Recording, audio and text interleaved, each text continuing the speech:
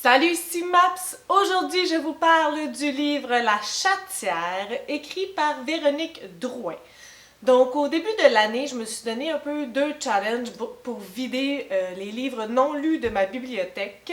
Il y en a un que c'était les 5 livres ayant la meilleure moyenne selon Goodreads. Et l'autre, cette année, j'ai fait un petit peu différent de l'année dernière. J'ai décidé de choisir 5 livres de ma bibliothèque qui n'avaient aucune moyenne, aucune note sur Goodreads. Donc, je ne savais pas trop à quoi m'attendre comparé à l'année dernière que je me disais, ben, s'ils ont des mauvaises notes, c'est fort probable que ça ne soit pas des coups de cœur pour moi non plus, mais là, je ne savais pas trop.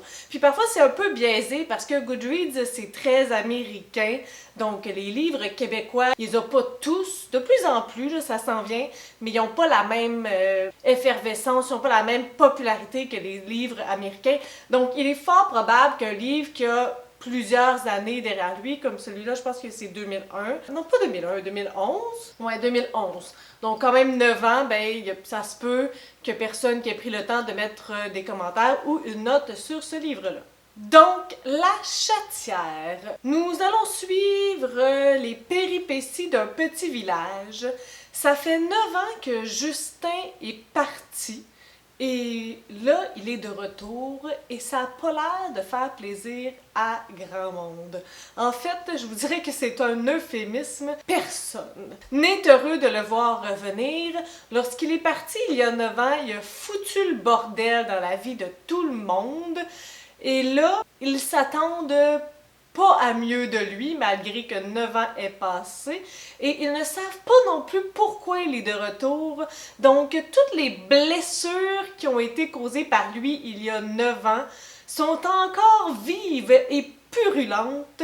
Et le voir arriver comme ça, c'est vraiment douloureux. C'est comme mettre du sel sur une plaie ouverte. Ça fait mal en chien.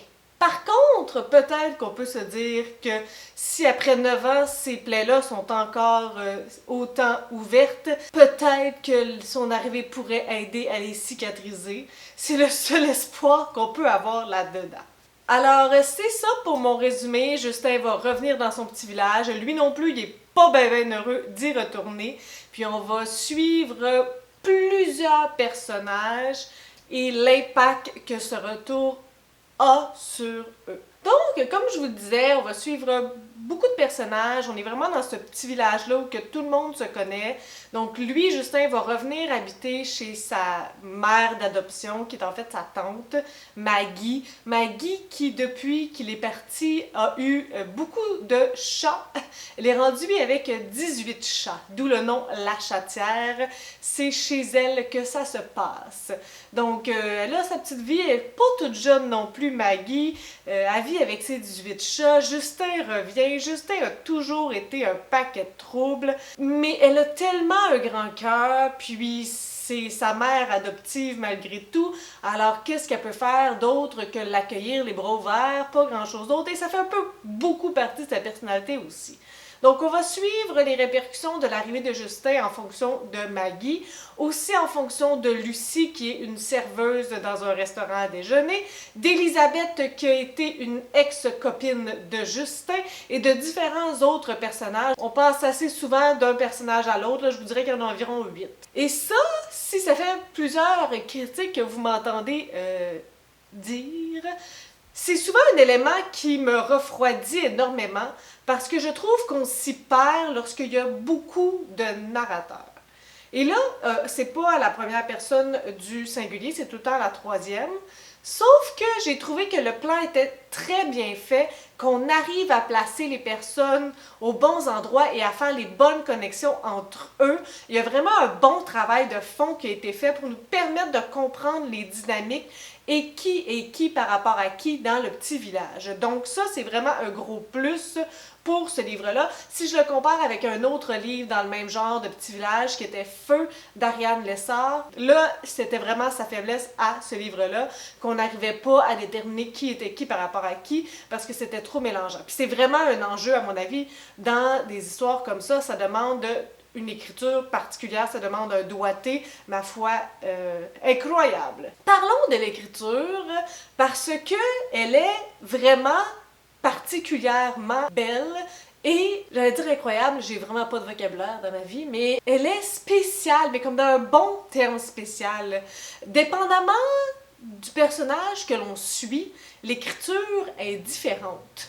Le premier, qui est pas le premier chapitre, là, comme c'est pas l'épilogue, le début, le prologue. Le prologue, on suit Justin puis son arrivée, puis je trouvais l'écriture rough, violente, puis il y avait des mots chargés de manière connotative, là, très péjoratifs. Je me disais, mon Dieu, ça va être comme ça tout le livre.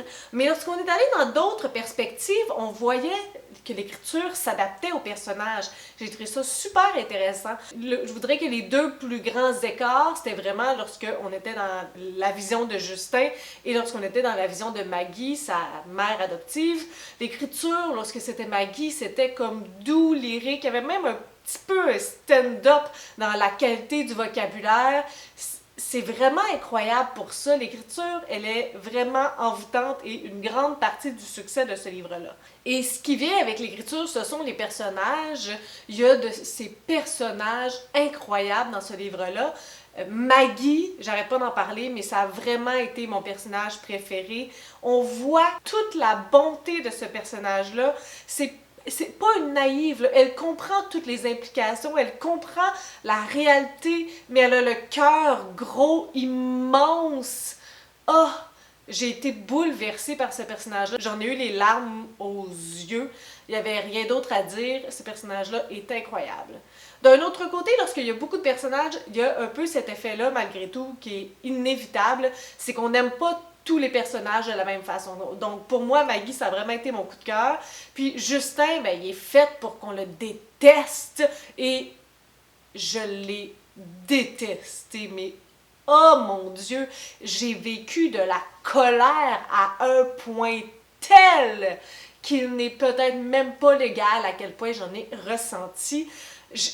J'étais tout mal en dedans. Je pouvais vraiment comprendre toutes les frustrations que les différents personnages vivaient à sa présence parce que moi aussi, il me faisait saigner dans mes veines, ça griffait, ça faisait mal, j'étais incapable de le lire que du dédain. Ça démontre quand même à quel point c'est bien écrit parce que je pouvais pas le sentir, puis il n'existe même pas pour vrai. Puis en parlant de Justin, le fil conducteur de ce livre-là, c'est vraiment le pourquoi il est revenu et qu'est-ce qui s'est passé avec tous les personnages du village pour que tout le monde ait une dent contre lui. Donc ça, c'était vraiment un moteur assez puissant, compte tenu qu'on l'aime pas, nous autres non plus. C'était vraiment quelque chose qui me fait en sorte que je voulais tourner les pages puis me disais, ben mon Dieu, que c'est qui s'est passé? Je veux savoir. C'était un oasis de questionnement sans fin, un puits sans fin. Je voulais énormément savoir qu'est-ce qui s'était passé avec lui. Puis tu sais, c'est un genre de personnage hyper manipulateur, hyper charismatique, qui ressemble un peu à You, Joe Goldberg dans le livre et la série You maintenant, de Caroline Kepnes.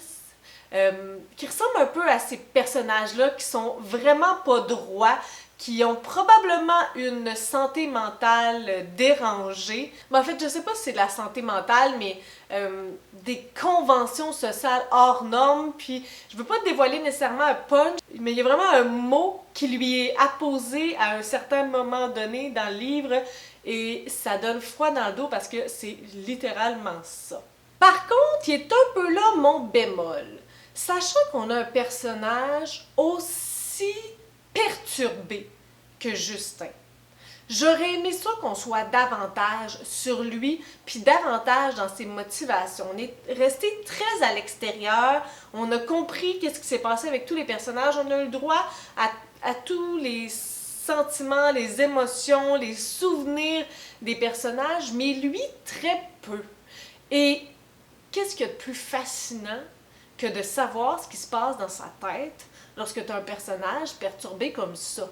J'aurais aimé avoir accès à Justin davantage.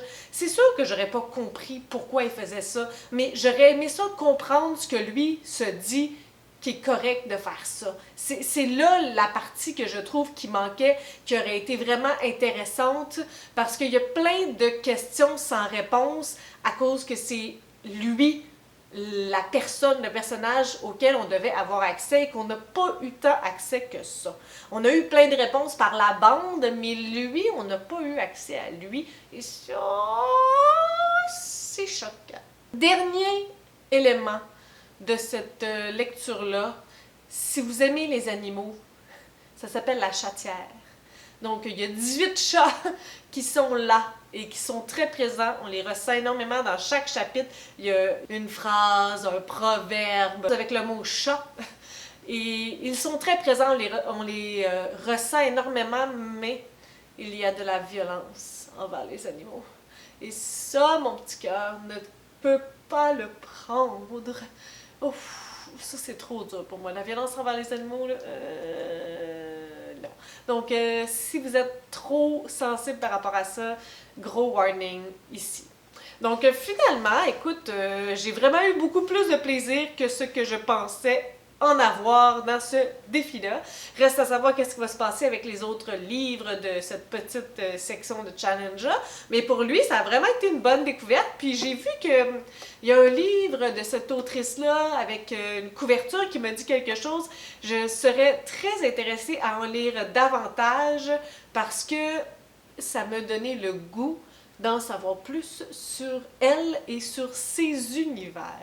Donc, si vous avez des suggestions, des critiques, des commentaires, n'hésitez pas à le faire en dessous de ma vidéo. Je publie des vidéos le mercredi et le samedi. Si vous aimez cette vidéo, n'hésitez pas à mettre un petit pouce ou à vous inscrire à ma chaîne.